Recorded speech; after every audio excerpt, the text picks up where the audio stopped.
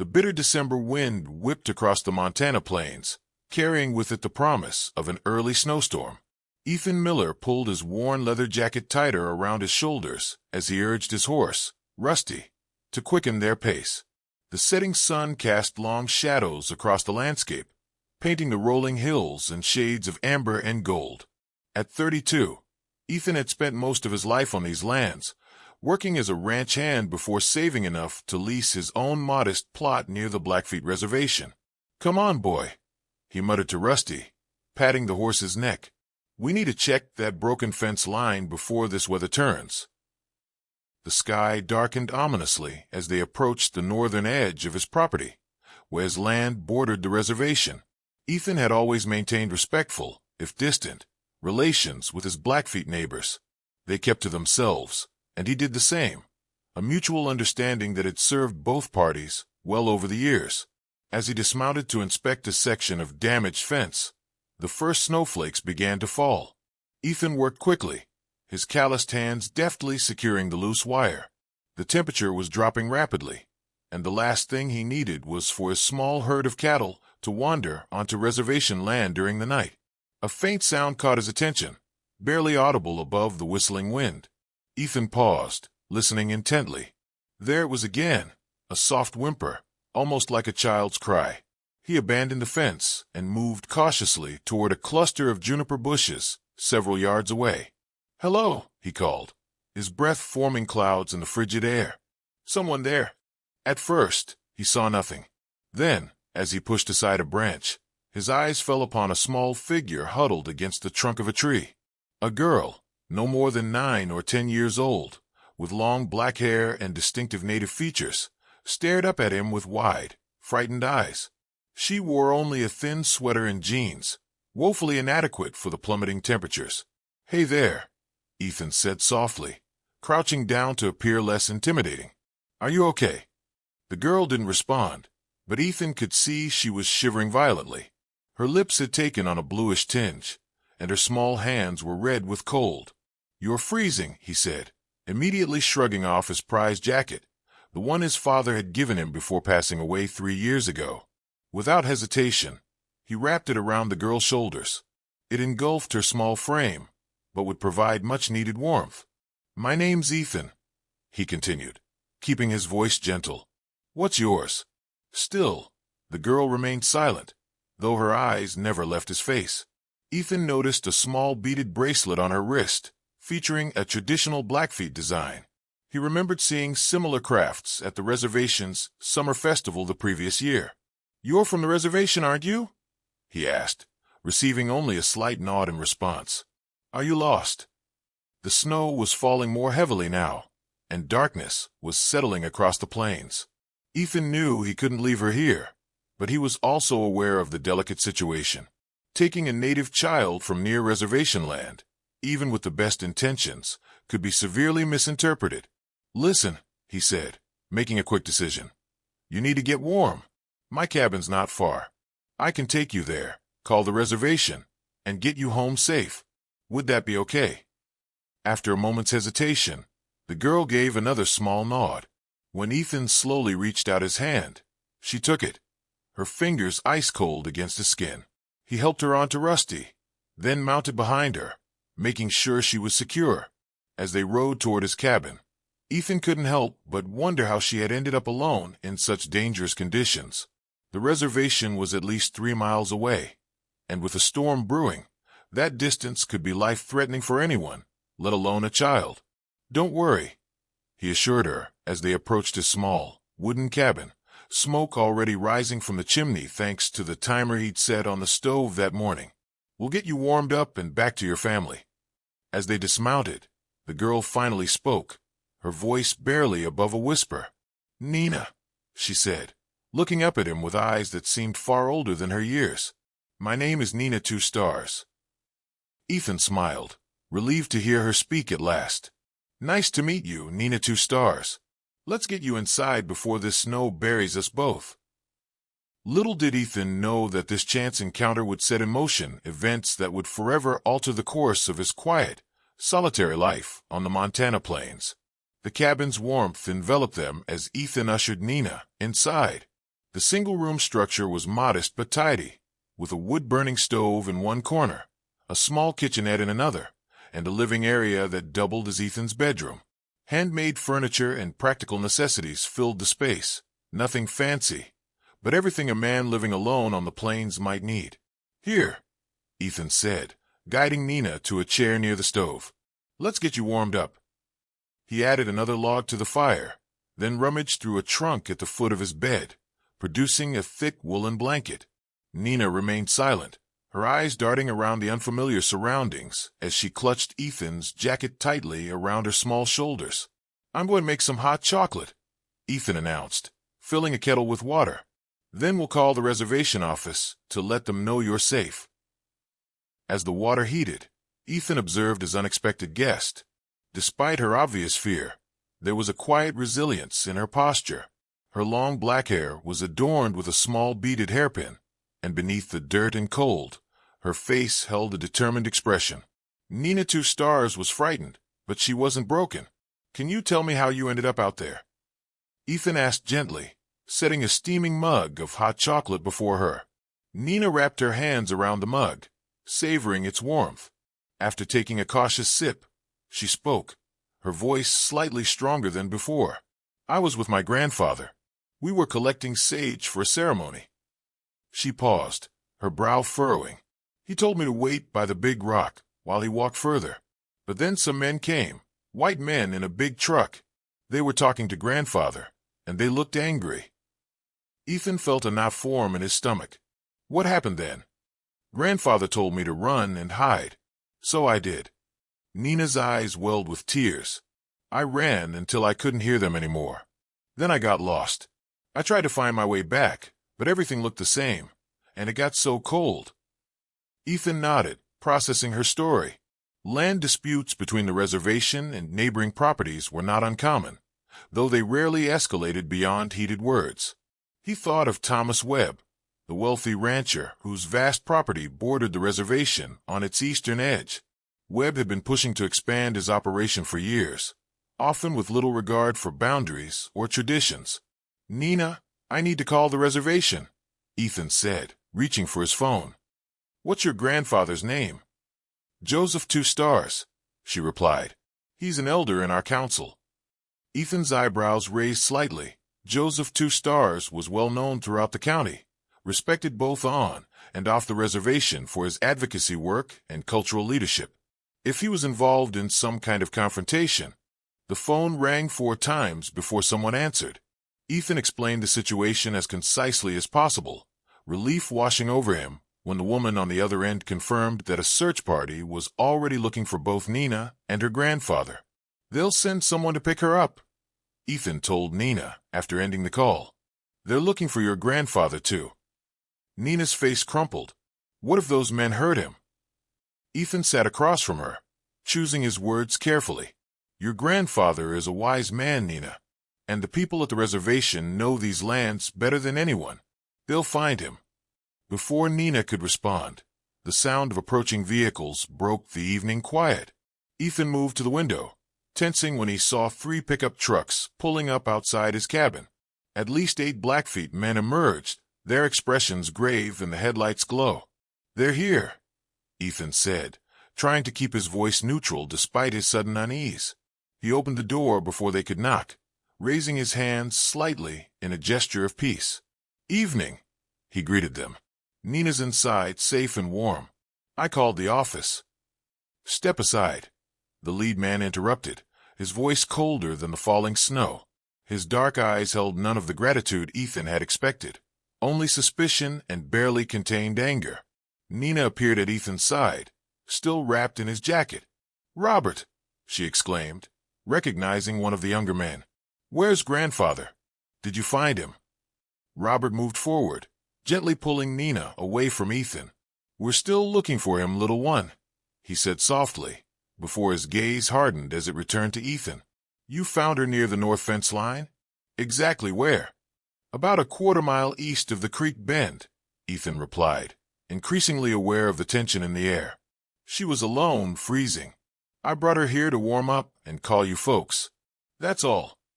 The lead man, who hadn't introduced himself, looked pointedly at Ethan's jacket around Nina's shoulders.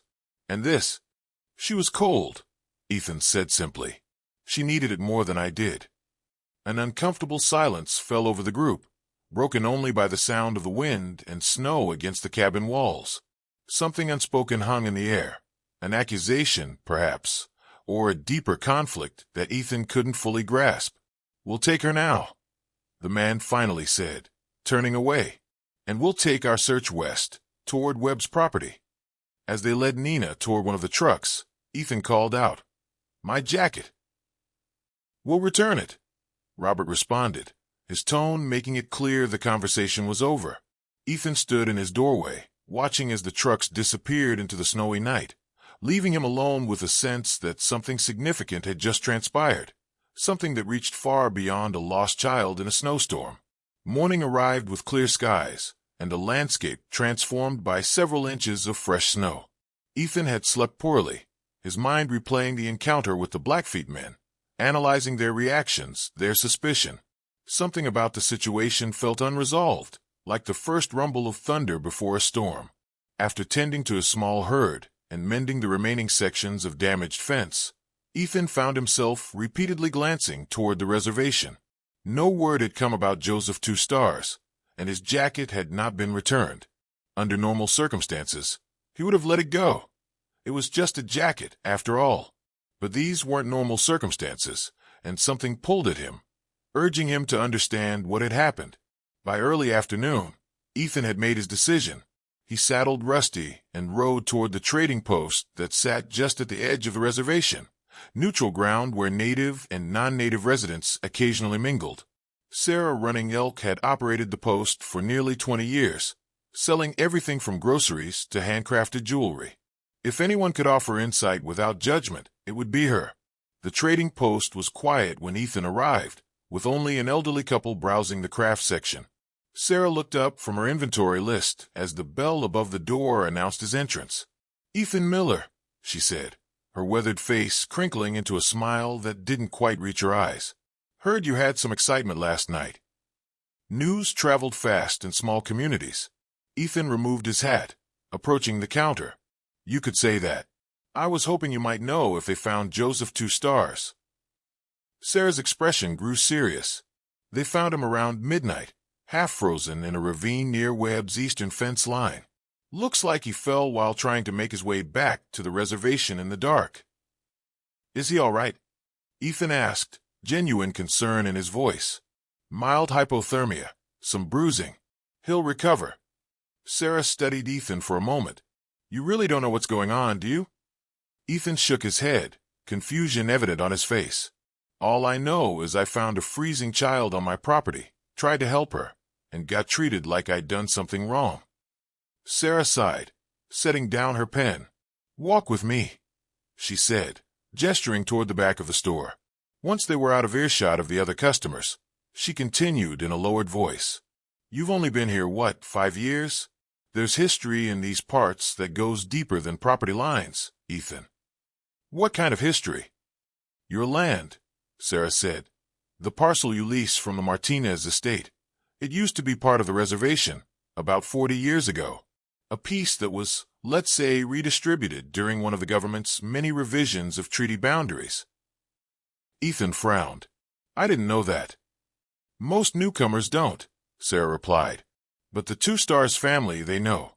That land held particular significance to them. Sacred grounds where generations conducted ceremonies, gathered medicines." Understanding began to dawn on Ethan. "So when they saw Nina with me, they saw another white man taking something that belonged to them," Sarah finished for him. "Can't blame them for being suspicious, considering the history." Ethan leaned against a shelf, processing this new information. "But I was just trying to help." "I believe you," Sarah said, her voice softening. "And deep down, they probably do too. But wounds run deep here, Ethan. Trust takes more than good intentions." Before Ethan could respond, the bell above the door chimed again. They both turned to see Robert, the young man from the previous night, standing in the entrance. His eyes found Ethan immediately, his expression unreadable. "Miller," he said with a curt nod. "Thought I might find you here." Sarah had excused herself, moving back to the counter as Robert approached Ethan. "Your jacket," Robert said, holding out the familiar leather coat. "Nina insisted we return it properly." With her thanks, Ethan accepted the jacket, noting that it had been carefully cleaned. "How is she? And her grandfather?" "Recovering," Robert replied. "Both of them asking to see you, actually." Ethan couldn't hide his surprise. "Me?" Robert's stern expression relaxed slightly. "Joseph wants to thank you himself. And," he hesitated, "to explain some things. If you're willing to come to the reservation." The invitation was unexpected. Non-natives were seldom invited into the heart of the reservation unless for official business or public events. Ethan recognized it for what it was. Not just a gesture of gratitude, but an opening. A small bridge across a divide much wider than the physical distance between their communities. "I'd be honored," Ethan said, meaning it. As they walked out of the trading post together, the winter sun glinted off the snow-covered landscape. Ahead of them, the road wound toward the reservation, toward a conversation that would reveal just how deeply intertwined their separate worlds truly were. A history written in the very land beneath their feet, waiting to be acknowledged by both sides. "Joseph says sometimes the land chooses how and when old wounds begin to heal," Robert said quietly as they reached their vehicles. "Maybe that's what happened yesterday, when you found Nina." Ethan glanced at the distant hills, thinking of the frightened girl in the snow and the jacket that had passed between them. A simple act of kindness that now seemed to carry the weight of generations. "Maybe so," he replied, following Robert's truck toward a future neither of them could have anticipated just 24 hours earlier. The reservation appeared different in daylight, less a separate entity and more a natural extension of the surrounding landscape. Small houses and community buildings dotted the rolling hills, while the sacred mountains that the Blackfeet called the backbone of the world loomed in the distance. Ethan followed Robert's truck past the tribal offices toward a cluster of homes on the eastern edge of the settlement. They pulled up to a modest single-story house with a covered porch. Smoke curled from the chimney, and several vehicles were parked in the yard, suggesting a gathering inside. Ethan felt a flutter of nervousness as he stepped from his truck. He was acutely aware of being an outsider here, despite the invitation. "This is Joseph's home," Robert explained, leading the way. "Family has gathered to welcome him back from the hospital." Before they reached the porch, the door opened, and Nina appeared, her face lighting up at the sight of Ethan. She wore a colorful ribbon dress, her hair neatly braided with decorative beads. "You came," she exclaimed, rushing down the steps. Ethan smiled, touched by her enthusiasm. "Of course I did. How are you feeling?" "Much better," she replied, taking his hand with the natural trust of childhood. "Grandfather is waiting to meet you." Inside, the house was warm and filled with the aroma of traditional cooking. Several family members looked up as Nina led Ethan through the living room toward a back area that had been arranged as a bedroom. Their expressions ranged from curiosity to cautious acceptance, a far cry from the suspicion of the previous night. Joseph Two Star sat propped up in bed, his weathered face marked by time and experience. Despite his recent ordeal, his eyes were clear and sharp as they settled on Ethan. He appeared to be in his mid-70s, with long silver hair tied back in a traditional style. A colorful star quilt covered his legs, and several medicine bundles hung on the wall behind him. "So," he said, his voice stronger than Ethan had expected, "you are the cowboy who sheltered my granddaughter." Ethan removed his hat respectfully. "Yes, sir. I'm Ethan Miller." Joseph studied him for a long moment, then gestured to a chair beside the bed. "Sit, Ethan Miller. We have much to discuss." Nina settled on the floor near her grandfather's bed, while Robert stood at the doorway, a silent observer. Joseph reached for a glass of water, took a sip, then fixed his gaze on Ethan once more. "First, I must thank you for protecting Nina when I could not," he began. "The storm was unexpected and my fall." He gestured to his bandaged leg, left her alone in dangerous cold. "Anyone would have done the same," Ethan replied. Joseph shook his head slightly. "Not anyone. Not in these parts, with our history." He paused, choosing his words carefully. Do you know why I was gathering sage with my granddaughter that day? Ethan shook his head. I was teaching her about our medicines, our ways. The land where you found her. It borders what we call the Circle of Stones. Sacred ground where my ancestors conducted healing ceremonies for generations. Joseph's eyes took on a distant look. The exact circle lies just beyond your fence line, on what is now Thomas Webb's property. The men Nina mentioned, Ethan said, understanding dawning. They were Webb's hands. Joseph nodded. They caught me gathering sage too close to their fence. Said I was trespassing. A bitter smile crossed his face. Ironic, considering that land was ours for countless generations before any fence existed. Nina looked up at her grandfather. They were yelling, and one of them pushed grandfather. That's when he told me to run. Joseph laid a gentle hand on Nina's head. I argued with them, reminded them of our agreement with Webb's father, that we could access the circle for ceremonies 4 times a year. But it seems the son doesn't honor the father's promises. That's when you fell? Ethan asked. Not exactly, Joseph replied, his expression hardening slightly. I was escorted off the property. In their haste, they didn't notice Nina was missing.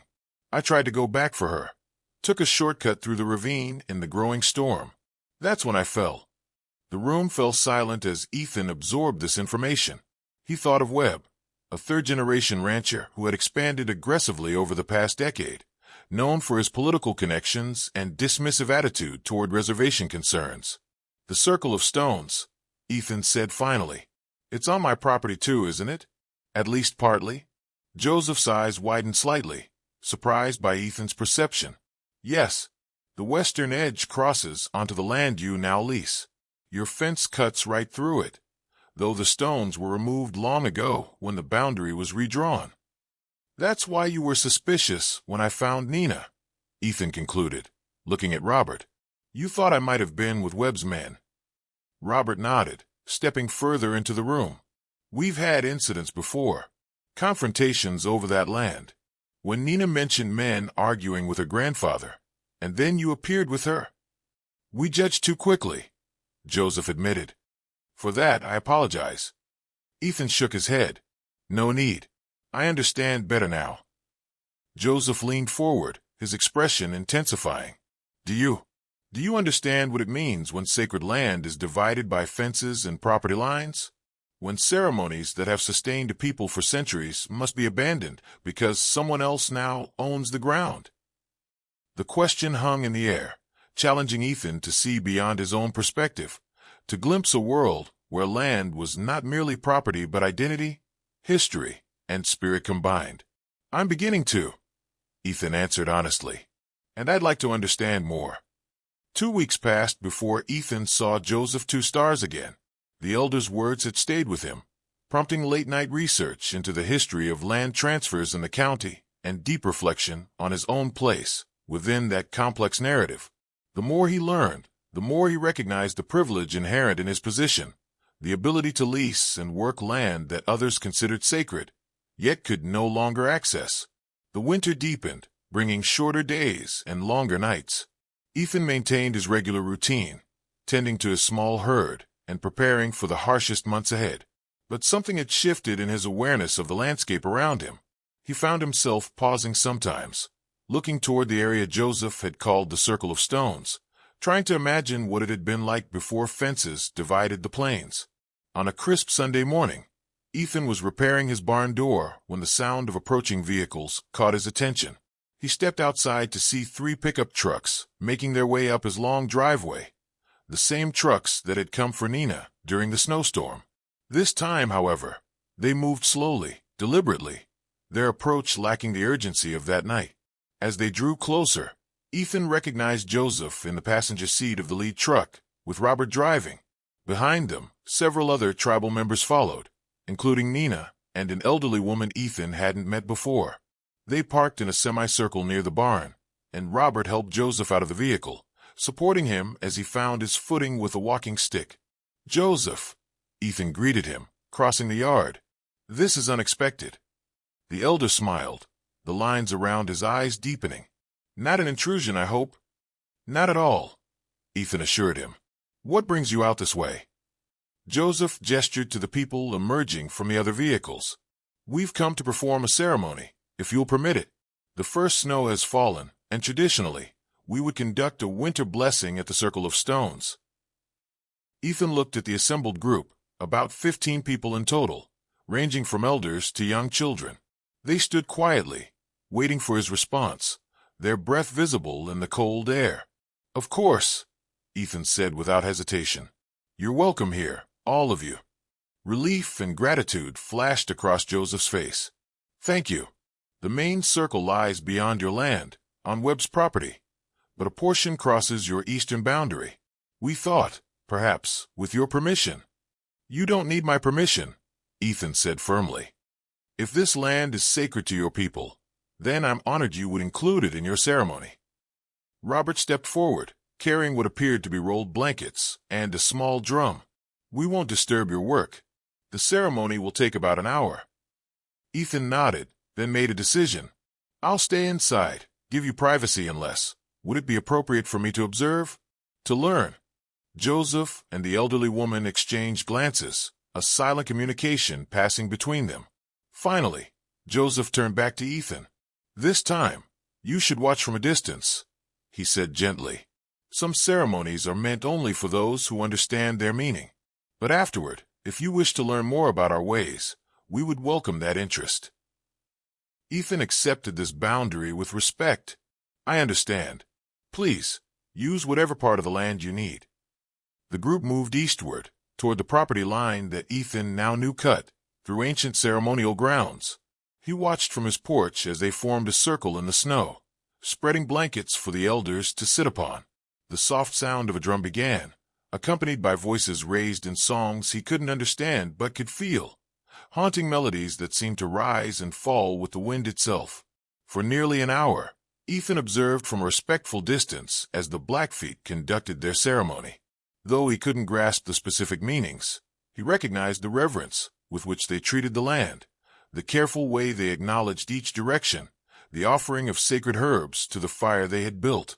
It was, he realized, a form of communication, not just among themselves, but with the earth, the sky, the history that connected them to this specific place. As the ceremony concluded, the group gathered their belongings in silence. No casual conversation broke the solemnity of the moment. Each person appeared absorbed in private reflection, their expressions peaceful despite the cold.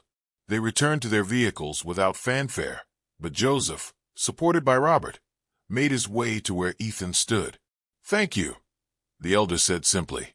Ethan nodded, feeling the weight of the moment. You're welcome here anytime. No need to ask. Joseph reached into his coat pocket and withdrew a small object wrapped in soft leather. For you, he said, placing it in Ethan's hand. A reminder that sometimes healing begins with a single act of kindness, like covering a freezing girl with your coat. After they departed, Ethan carefully unwrapped the gift.